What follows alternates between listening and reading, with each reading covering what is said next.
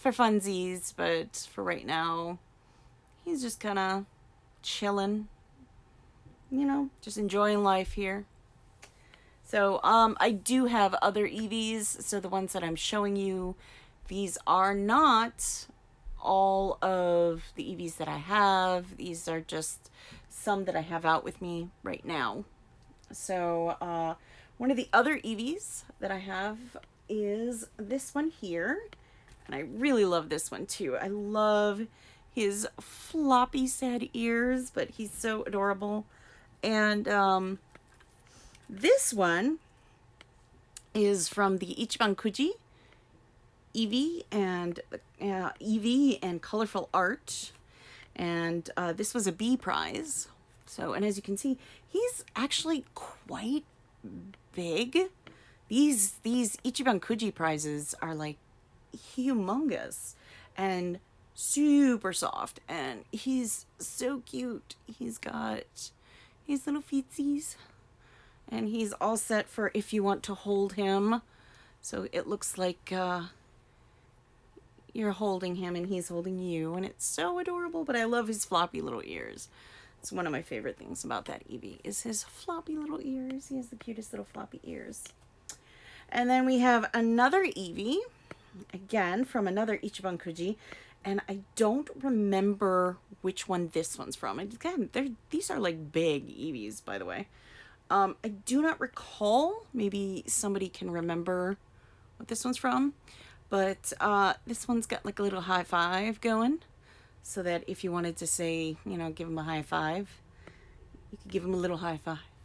And he's adorable. I love that eevee. There we go, another eevee. Another Ichiban Kuji. Again, huge. Absolutely huge.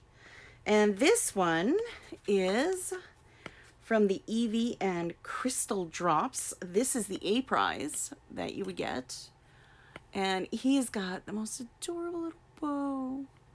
I love this one too. He's got the cute little paw pads on there.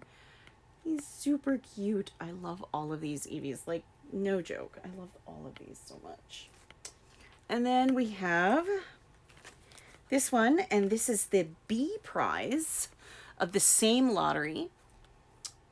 And this one's super cute too because you kind of carry them like that. You can hold them. And this one has a pink bow. And yeah, super, super cute. Super, super cute. This one I absolutely adore as well. I know I say that about all of them, but I'm sorry. It's just so cute. So this one's from the Eevee and Antique Lottery. And he's so happy with his cute little bow. Look at how happy that Eevee is again. Huge, huge Eevees. These are all huge little Eevees. They're adorable. They're adorable, but they're huge and super soft. I cannot say enough about these Ichiban Kuji prizes. And then we have the Eevee and Colorful Art. And he's got his little beret. Look at that. That is too cute.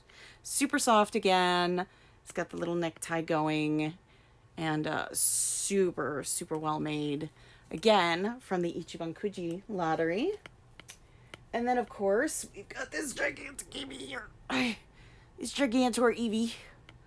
That's from, you know, just Pokemon here in the States.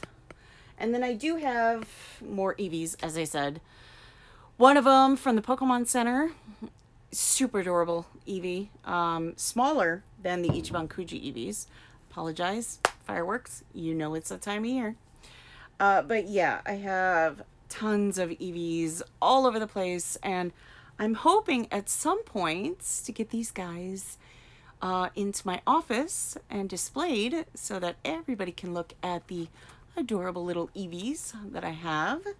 So yeah, I'm hoping sometime real soon we can get that figured out. I do have a means of displaying them. I just have to get the actual display. That may take a little bit to get to me, so I'm hoping by the end of this month maybe I'll be able to get that and get the display up and get these little guys on their shelves so everybody can see, because I've got tons of them. This is only a small section of them.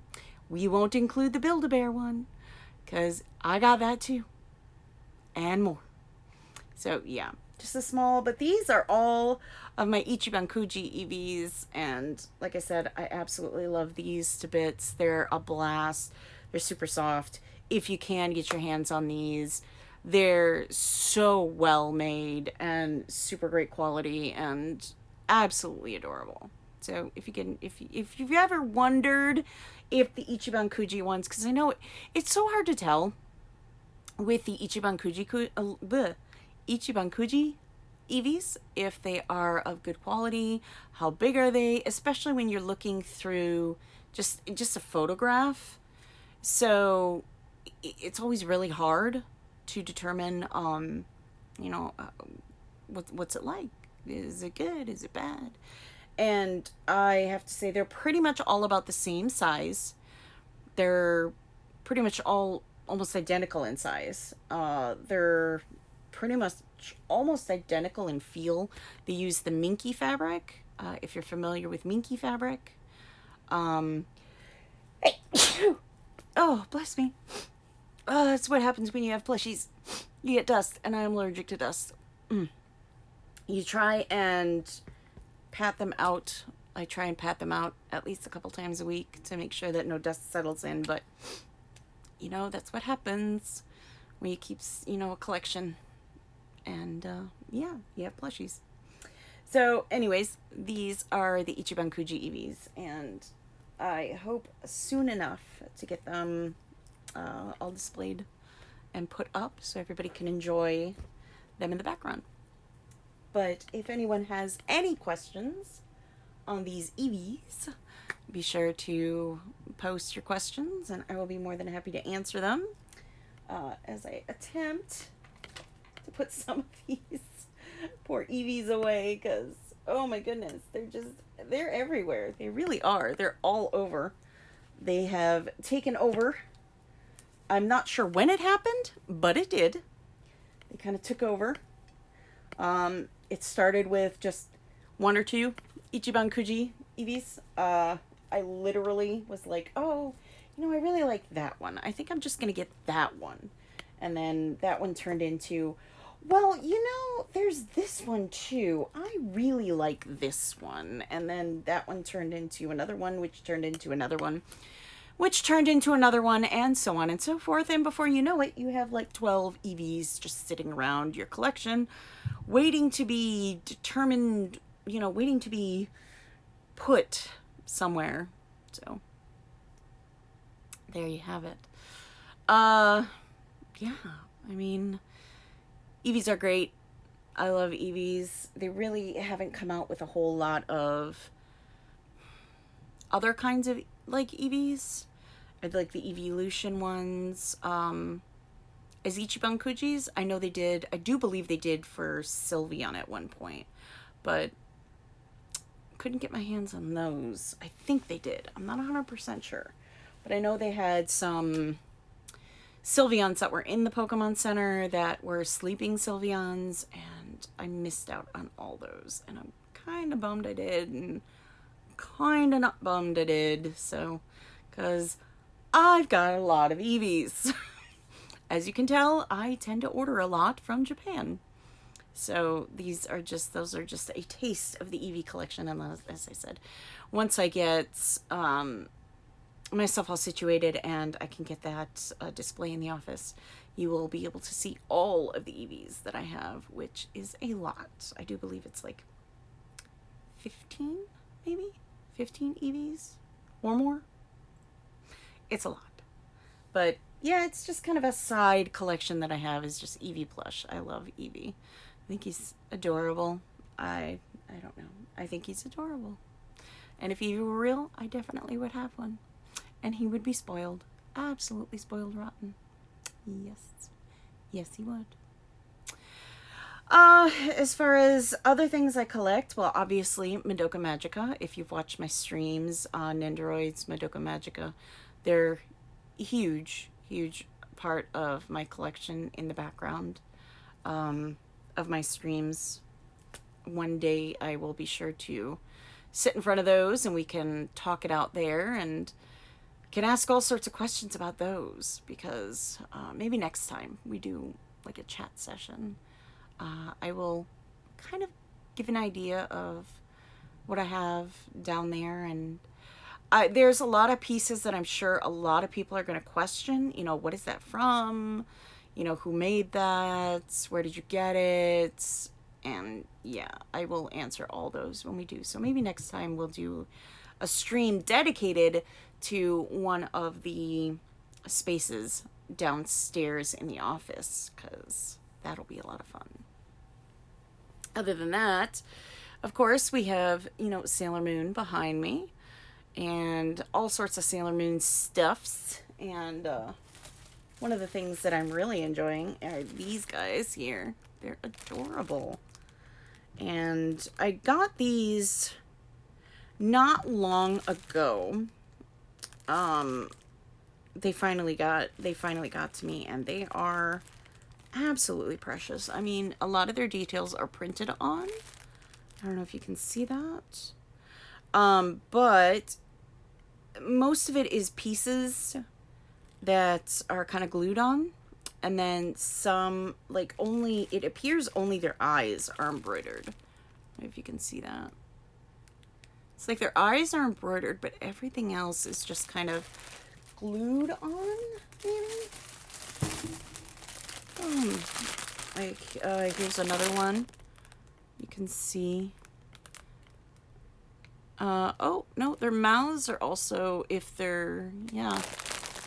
That's interesting, though, because for these, their mouths are actually stitched, as opposed to the outer Senshi, which, oh, no, they are stitched. It just looks like it's printed on there, but that's actually kind of cool in a way. But if you have not seen these guys yet, these are a blast. I am hoping to also get these up somewhere at some point. I don't know where. I don't even know how. But I'll get them up somewhere, somehow. Here's Hotaru-chan. See? Printed. And finally Neptune. But yeah, those are really cute, I think. And then, yeah, hopefully I'll get those up. And then, yeah, this is the vintage stuff, mainly behind me. And, yeah, one of the vintage items I'm hoping someday to find in a box is this little number. And it's really cute. It obviously was a gachapon kind of thing. And you would put stickers on it and everything. And it's kind of cute. I thought it was, at least. Just my 2 cents on that. I thought it was cute. Maybe somebody else thinks it's cute too. I don't know. What else? Let's see. Got all the Luna plushies again near me. Look at all those Luna plushies. And I got more. Oh, let me see if I can bring the camera around. You can kind of see Luna and Artemis there. And then the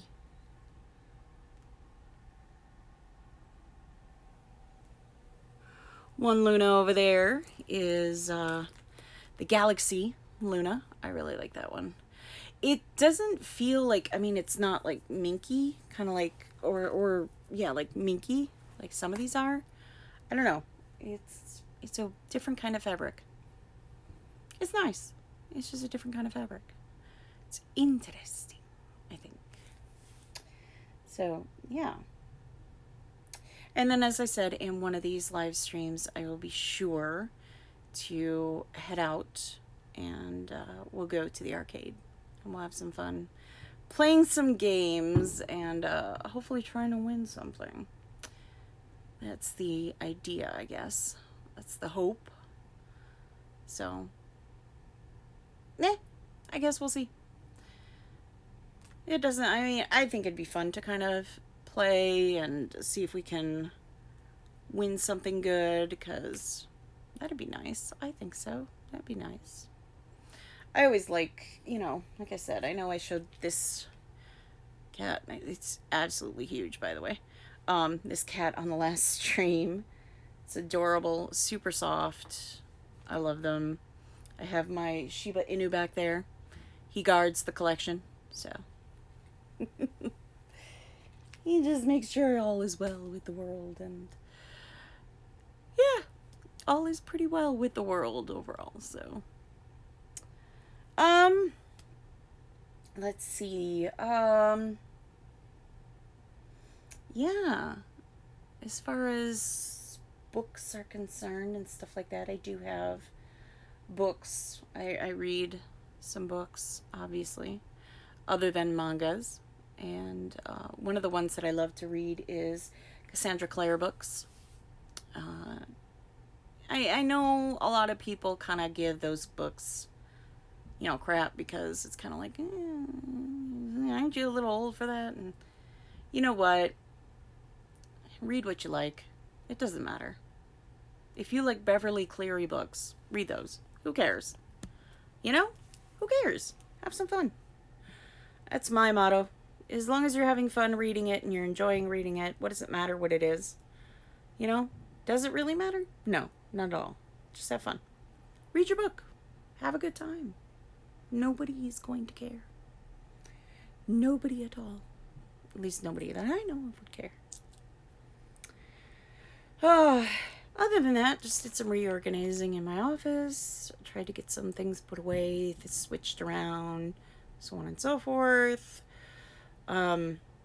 Just to kind of, I don't know, clean up, make it a little bit nicer for myself, a little bit more easy to maintain. Maybe? I don't know. I'm yammering. And I have that right too. Anyway. Yeah. I mean, I'm not sure entirely what to say, but I can say that if you want to know how long I've been collecting, you can do the math. Next year, we'll be going on 30 years? Oh my gosh, 30 years. I have been collecting for almost 30 years. That's an insane amount. So, for those who don't want to do the math, 1992. That is the start of my collection, and I've been collecting actively since. So, 30 years of collecting. That's insane. Absolutely insane. 30 years. Wow. It's crazy when you start thinking about things like that, isn't it? I mean, when you start collecting, you never think, 30 years down the road. But I guess to ask yourself, if there's something you're collecting now, are you going to be interested in it 30 years from now? Are you still going to be collecting it? Or will it be something that has passed? Something that you don't really feel that you'll be continuing to collect anymore? Is it something that you will sit there and say, look, it's just not my thing? Or do you feel like it's something that you'll never, ever stop because it's something that you absolutely love and there's always going to be something out there? And I think that's what it is for, well, especially right now, for Sailor Moon, because of all the new things that have been coming out and everything. I mean, it's continuously coming out with stuff. So for a long time, it's been a pretty steady flow of stuff. And based on that, I think it's going to be around a while. I do. I really, really do. I think it's going to be around a while. And I mean, I think there were a few years where there was a little bit of a lull in finding new items, but it was never really truly long. You had, each season, and then you had Sailor Moon World, and then you had the live action, And then you had, the anniversary items. And I think based on that, I think there will probably still be Sailor Moon stuff, new Sailor Moon items being sold, maybe even as far as 20 years from now. I mean, who's to stop them? I mean, I firmly believe there's probably going to be something at the 50th anniversary, and you better darn well believe I'm still going to be there, old and gray, still collecting Sailor Moon stuff and excited about it. And yeah, that's going to be me. And I am quite content with it. Thank you very much. But yeah, getting back to kind of collection mentality and all that stuff. Why do I keep collecting?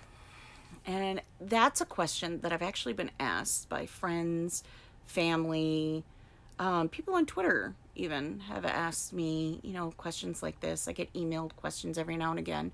Why? Why do you keep collecting Sailor Moon stuff? And I guess it's because Sailor Moon had such a profound impact on me growing up. That it was something I felt I connected to. And because of that, I was able to find an attachment. And with that attachment, I was able to, purchase things and enjoy them for what they were and share my enjoyment and my passions and my collections with other people and eventually my own, my own kids. And I was able to continue to share, and hopefully they will continue to share. And yeah, I mean, there's always going to be something about Sailor Moon that brings me back. There are plenty of times where I thought, gosh, man, I just, maybe I should get out of it. Maybe I should get out of the hobby. Maybe I should sell everything. And I think every collector hits those points where they kind of go, why am I still doing this? Should I still be doing it? Is it making me happy? And maybe not in that moment. But I find that I don't make rash decisions. If I decide on something, I try to at least sleep on it for one day. Usually I try and debate on it for a few days to a week because your mood changes from time to time. And I think one of the things was that I found sometimes when I felt that way, I would just sit down, just like this, but obviously facing the collection. I would sit down and I would face the collection and I would sit there and I would go, wow. Yeah, I remember this, and I remember getting this, and I remember how hard I searched for this. And I guess that's where I kept kind of thinking about it. Is it something I want to get rid of? Is this something I'm done with? And I think the best advice I can give with anybody that is kind of dealing with the same issue is to sit there and ask yourself, if all of those items suddenly disappeared for whatever reason, however means they just disappeared, would you be sad? Or would you be indifferent? Or would you be mad? Would you be relieved? How would you feel if everything just suddenly vanished, and then go from there. If you are indifferent about it, if you are just kind of like, I'd be happy because I'd be relieved it's gone and I wouldn't have to worry, then maybe it's time to start thinking about, stepping away from the hobby. And even then, pack everything up. Pack it up for a week, 2 weeks, a month. Pack it up. If you're sad after that time that you're not seeing it, you're not ready yet. But if you are sitting there and going, you know what? No, I really want to put this stuff out, then, yeah, or, you know, if I'm sorry, if you are not sad or mad about it and you're just kind of like, well, it doesn't bother me at all. In fact, I could use those shelves for other things, or I could do this, or I could do that, then absolutely, you know, maybe it's time. But I've done that a few times where I've taken a collection and I get involved in it, and then I decide, okay, you know what, I'm gonna pack this away and then forget about it for a while. And if at some point I'm like, God, I really wish that stuff was still out. I really wish I could see that. I really wish that was there. I would, then I know I'm not ready to give it up yet. But if I'm sitting there and I'm going, look, okay, no, it's gone. You know what? I'm okay with this. I'm okay with this. Then it's time to sell it. And trust me, I've been involved in plenty of hobbies. Plenty of hobbies. I mean, I have been involved in so many. I really can't even count how many that I've been involved in. And most of the time, I'm just kind of like, you know, I don't know. Most of the time, I'm just kind of like, well, I get into it, it's fun, but then I move away from it pretty quickly. I'm just kind of like, all right. There's only been a few that have been stable and steady for as many years as they have. Eevee, obviously one of them. Sailor Moon, of course, another one. And then, of course, you have Madoka Magica and my Baldurn Dolls. Those have always been very huge, very prominent collections that I've had over many years. And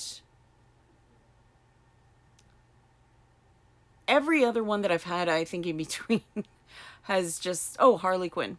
This is another one that I still collect for. All the others just kind of, they stick around for a couple months, and I find, oh, well, that was a fad. I really wish I wouldn't have gotten into that, because I could have used that money for other things, you know, better things, things for my actual collections.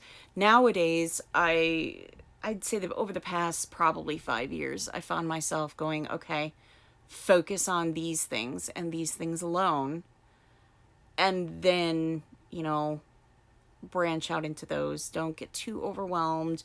Don't get involved in too many collections, because then it becomes overwhelming. And the problem is, when it gets to the point where it's overwhelming, it becomes harder to maintain, harder to collect, because you have to prioritize which one's more important than the other. And can you prioritize that stuff? And I think that's, if you're a collector that collects multiple things, that is 100% something that you need to ask yourself. You know, am I actively involved in these collections, or am I just collecting them because I like them? Is this something I want to encourage? Is this something, you know, I'm just looking into only these specific items? You know, really look into those and see where you go with that.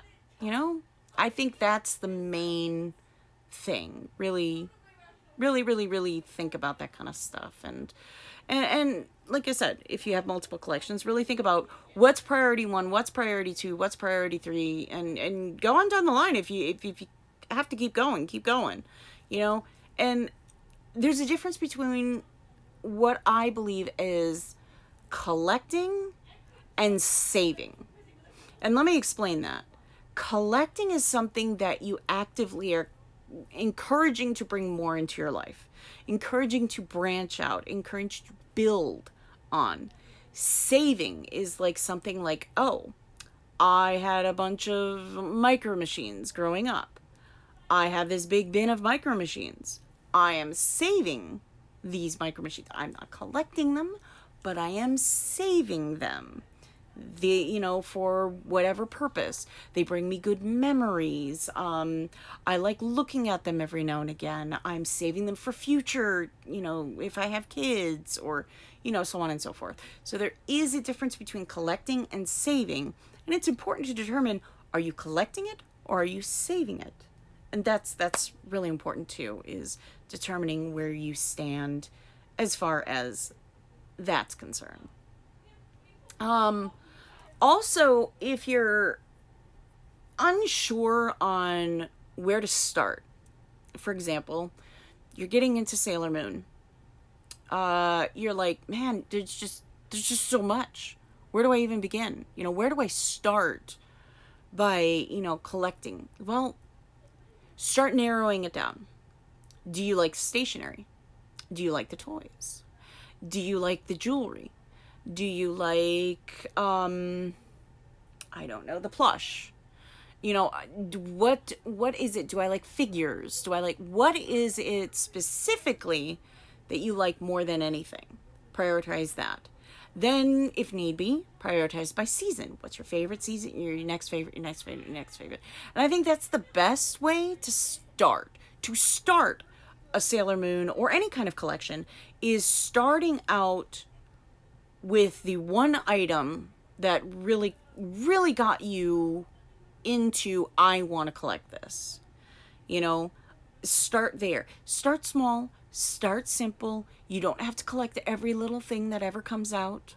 That will bankrupt you, especially if you don't have a ton of money.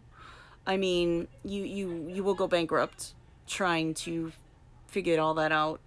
But start narrowing it down, and then go through like when I first started collecting Sailor Moon. I mean, there wasn't a whole lot of Sailor Moon out there. So what I could get was only what was available to get for me from Japan. And I really didn't have a choice on it. I was just like, Sailor Moon, that's all I want. And so, my cousin was able to get stuff from Japan, bring it back and go, look, this is what I found. And that was great. When we went to what was called Yaohan Plaza, I mean, that was great. We found stuff there. I would buy it there. I'd bring it home. And I found that when I buckled down, my favorite season was Stars. And I went, okay, that's where I'm going to start. The Stars season. And I saw the stuff coming out from Stars. And I went, that's where I'm starting. The toys. That's going to be my focus. The toys. You start with the toys. You branch yourself out. Do I want to collect, do I consider this a toy? Do I consider that a toy? Do I collect cutlery? Do I collect, kitchen items? Do I collect, what is it that you find passionate collecting about? And then start from there. I think sitting down and really thinking about it. And, there is no shame in going online, looking through other people's collections and going, gosh, I really like that. Write it down. Write down what you like, and then go through and prioritize which, and how much are they? Do your research. How much is this going for? How much is that going for? How much did this person buy it for? How much did that person buy it for? Really, and a lot of good collectors out there, really nice collectors, will tell you flat out, look, I bought this for X, and this is when I bought it. Personally, if you ever ask me, I will be very upfront and honest, and I will tell you all right now. The one thing that I do is I have a list, and it's openly available out there. You can see it. I have a list, and I stick to that list. Yes, things get added to it, things get subtracted from it as I kind of come and go through that list. Do I really want that, or was that just something at the time? And I actively go through the list. I prune the list. And what I end up doing is I sit there and I go, okay, this is what I want. Well, how much am I willing to spend? Not how much is it selling for out there. How much am I willing to spend on it? Okay, how much did it retail for? Well, it retailed for $40. All right, how much is it selling for? Well, it's selling for $700. Okay, you know what? I'm not comfortable spending more than $150 on this. And I will keep to that. I will absolutely keep to that. 110%. I will keep to that mentality of, nope, I'm not spending more than $150 on this. And I will wait. And let me tell you, I've waited years. I will wait. I will continue to wait until that point where I see it. And then I go, that's my price. That's what I'm willing to pay. And then, is it in the condition that I want it? I will, constantly, I'll be looking everywhere, and I check a lot of websites and a lot of people weekly, if not daily. I sit there and I go, oh, I'll email this person, hey, any news on these yet? Well, can you keep your eye out for this as well? Hey, any news on these yet? Oh, you did. How much was it? Okay, well, it's about 10, 15 more than I was willing to spend. If it's a little bit more than I'm willing to spend, I might jump on it. But if it's way more than I want to spend, no way. No way. I am very focused on I will not spend more than X amount on something because that's just where I am. I can't tell you how many things I've gotten just purely by waiting. There's the live action Sailor Moon. They came out with a Toys R Us Usagi's bedroom set, and it came with her as her regular form, a normal everyday schoolgirl. And I had seen it on eBay and stuff, $200 and some consistently, and I sat there and I went, dang, yeah. And I thought, I'm not, you know what? I just, because most of it's paper and cheap materials, I can't see myself spending more than $50. $50 plus shipping on it. So I held out. I waited and I waited and waited, and then one day, lo and behold, it appears online for $40. Brand new, never opened. And I bought it immediately. And I said, look, that's it. It's coming home. That's the end of it. So keep yourself a savings. Add to the savings. So that when you find these deals, when they do come up, it's oh, I have that. You're not sitting there and going, oh, I need to come up with the money for that. What am I going to do? You have it. Set aside money on your collection, and it can be something as simple as, 10, $20 a month. It could be $5 a month. It could be $50 a month. It's up to you how much you make, how much you're willing to spend. How important is the collection to you? Is it more important to save for something for in the future than it is to go see a movie? Or is it more important to go out and hang out with friends and stuff to see a movie rather than save that money for a later purchase? Again, these are kinds of things that you have to, think about. And most people, they'll put aside, oh, well, I have $100 in spending money for the month. Okay, well, I'll put $20 in that account, and then $80 is to spend for the rest of the month doing whatever I want. And that's perfectly fine. But collecting is, and I mean, there are other expenses to collecting. And I think that's the other thing most people don't realize is storage. Where are you going to store them? Try and make sure that you store them, if at all possible, airtight, waterproof containers. Bins are great, but if you can get airtight, waterproof containers to store them in, much better. Personally, I have found that if I had to pack things up for a while, if they fit in like a Ziploc, I would put them in a Ziploc bag, take out all the air, put it in a Ziploc, put it in a bin.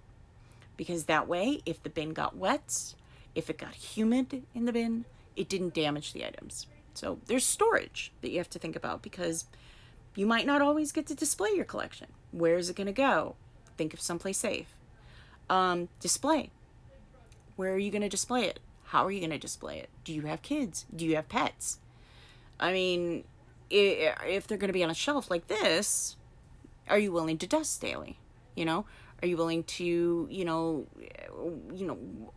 another thing is a lot of the stuff that I have, I don't know if you can see, but a lot of the stuff is wrapped in like a not like quite cellophane, but almost cellophane. And it's wrapped so that the box doesn't get damaged by dust and stuff. That's another thing, It's it's an added expense. Make sure that if they're exposed to dust and stuff like that, that you keep it protected. You want to protect your quote investment. Even if it's not to be sold later, it's still an investment. So I would definitely look into that. If you're going to have them open, dusting them is an even bigger pain if you have them open on a shelf.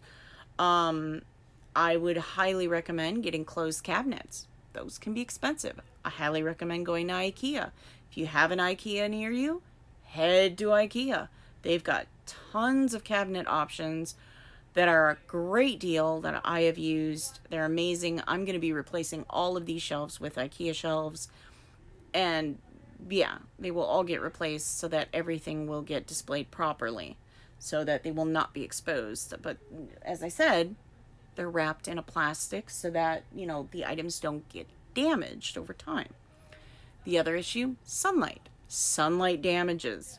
Sunlight really damages a lot of the toys, especially, the older toys, you can tell if they've been out in the sun, the boxes and everything, you will get sun bleached. Okay. Do you have an area where you can keep, the sun away from it? Do you have an area that isn't as humid? Do you have, these are a lot of things to keep in mind if you decide to collect this kind of stuff. So I know it's a lot, and it feels like a lot to get involved in collecting, and you're like, well, I just want to have fun and collect something, and why do I have to do all these things? Well, because if you want to protect what you have so it lasts as long as possible, these are some of the things you're going to have to kind of keep in mind. More so is renter's insurance, home insurance. Every year, and it's a pain in the butt, trust me. Every year, you have to go through things. I recommend getting a spreadsheet and putting it on a zip drive, putting that zip drive in a fire safe. Getting through, writing down each item you get, how much you bought it for. And a year later, how much is it selling for? Is it selling for the same price? Is it selling for more? Every year, you're going to have to take that itemized list for renter's insurance, or home insurance. There are specific companies out there that specialize solely in collectible items. Just keep in mind, no matter what insurance company you go through, no insurance company is going to give you the exact match of what your items are worth. Simply because you have to look at what was the most it sold for, what was the least it sold for. Chances are they're going to give you what the least it sold for.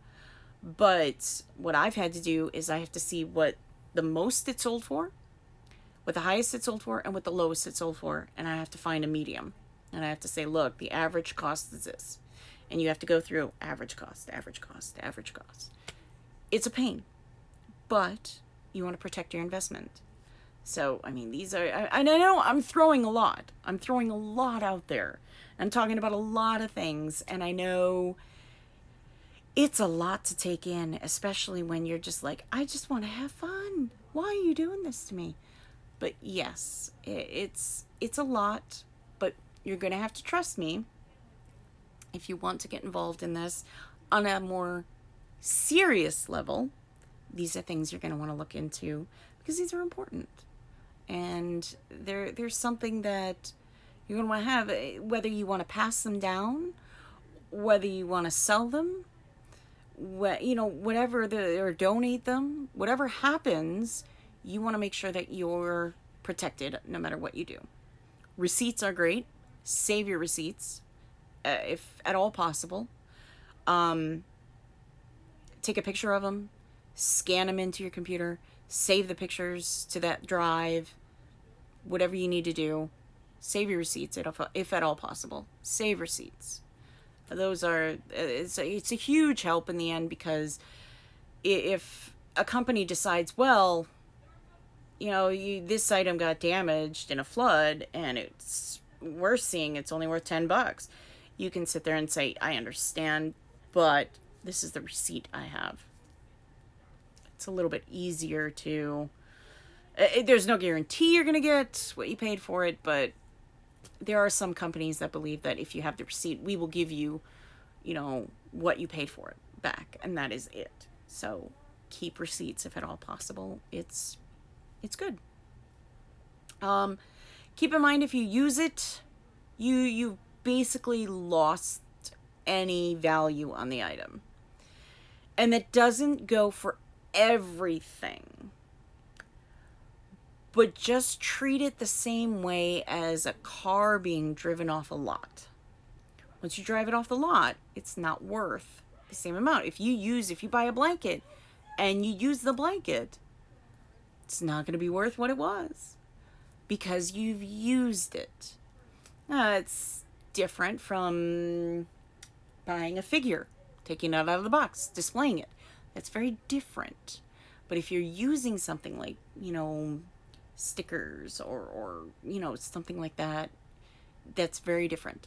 So keep in mind, if you use it, it is for your enjoyment. And at that point, it's not really a collectible as much as it is, no, I'm using it. There are some things out there that there really isn't anything. There's no real way to display them. Like, I've seen people take like the comforters and stuff, because the bags that the comforters came in, they deteriorate and crack over time, and you can't keep them in them. It's just, you can't. It's useless. So I've seen many people, they have a spare room, they put it over the spare bed, and they just make sure that they keep it clean. And that's a very different situation than actually using it in a bed you sleep in, if you get what I'm saying. So keep that in mind.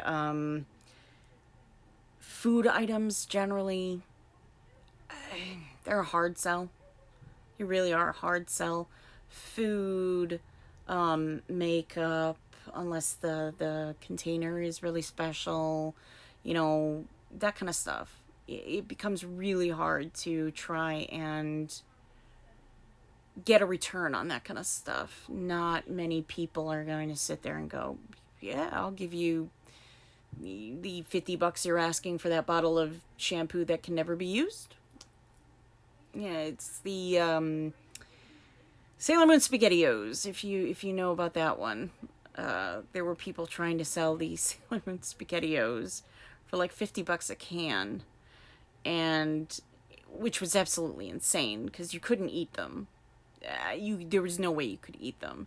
And a lot of people were saying, what they should have done is they should have, removed it, gotten everything out of it, washed the can out, and then, put the lid, put the can back together. And because there are ways to do that, and you can find them on YouTube. There are ways to open up, stuff like that and then put them back together. I mean, for collectible sake, there's stuff like that. So that's, certain wrappers, but they never really sell well because it's like, okay, but the whole appeal is gone. I mean, obviously you bought it because you wanted to eat the food or the ice cream or the candy. You didn't buy it for necessarily the wrapper. So, finally, as far as stuffed animals go, one of the big ones that I recommend is those Space Saver bags. I have actually almost, aside from what you see, this is all basically new this year. All of these plush, save for a few, what I ended up doing was getting some Space Saver bags, and I got them as low as humanly possible. I really compressed the heck out of them. And then I put them into a foot locker that latches, it seals airtight, and they're in there like that. They're double protected. I know they're okay. No bugs are going to get in them. No humidity's going to get in them. They're good. I highly recommend that for stuffed animals. If nothing else, you can buy bags like sealable bags that you can put the stuffed animals in. A lot of the ones from Japan will come in a bag. For example, like these, I don't know if you can, these, you can see that it's a bag. They come in those. So I highly recommend keeping them in there. And I know it's kind of sad, but keep them in there because at some point, you know, you don't want dust getting in there. You don't want them looking grotesque. You don't want them smelling funky. And that's a pretty common thing with old plush. I think we all know it. They get mysterious stains over time, stuff like that. Keep them in those. Then put them in a vacuum seal bag. Put that in a bin or something. You're triple protecting them, and they will last. I mean, for all practical purposes, as long as humanly possible, as long as the elements they're kept in is good. Trying to think if there's anything else I can offer as far as advice from a collector. I guess there really isn't much more that I can offer as far as advice as a collector is concerned. I guess my only advice left is enjoy what you do. Enjoy what you do. Don't let anyone ever tell you you're not a true collector because you don't have X or Y, or because you don't collect everything, or because you don't do this, or you don't do that, or you don't know this, or you don't do that, or you don't, you know, spend this kind of money every month.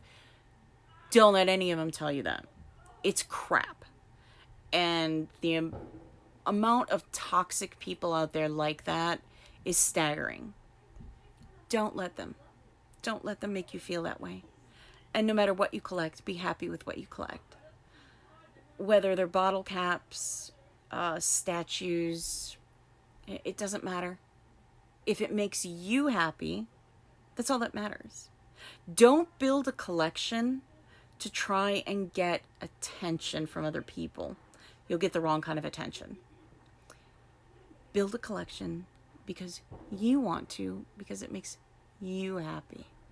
Doesn't matter what anyone else thinks. And no, you don't have to collect every single item from a certain season. You don't have to collect every single item from, you know, a certain line. Collect what you want. Collect what makes you happy. Because that's all that matters is your happiness. You deserve to be happy. And if your collection makes you happy, that's all that matters. So yeah, that's all I can really offer. Hopefully it's enough. I know some people aren't going to be too thrilled with this video because it's a lot. It's a big information dump. But trust me, if you do even a few of these things, I think you'll be a happier person. Yes, it will cost you a little bit more in the long run, but I think you'll be happier and feel more relieved to know that you are taking care of what you have on a higher level than normal. You know, you're not just throwing it on a shelf and saying, there you go. But yeah, and put it somewhere that makes you happy. Goodness sakes, display it somewhere that makes you happy. If you like displaying it in your living room, display it in your living room. If you want to display it in your bedroom or your kitchen or your office or your basement or your rec room or wherever, display it where it makes you happy. Display it where you can see it every single day. You're going to look at that and you're going to go, yeah, that's mine. That's all that matters. Don't let anyone deter you otherwise, because you know what? It's okay. It's okay. If I walk into your house and you've got Batman merchandise all up in your living room when I walk in, dude, I'm going to give you a thumbs up and tell you it looks pretty dang awesome. So no, don't let anyone tell you that your collection sucks or it's not good enough or you collect the lame things or you don't understand what collecting's about. You do, because you collect for you and you're the only one that matters. Just my 2 cents, and hopefully it made sense, because I have been rambling so long my throat actually hurts. So, that being said, I'm actually going to cut the stream a little short tonight.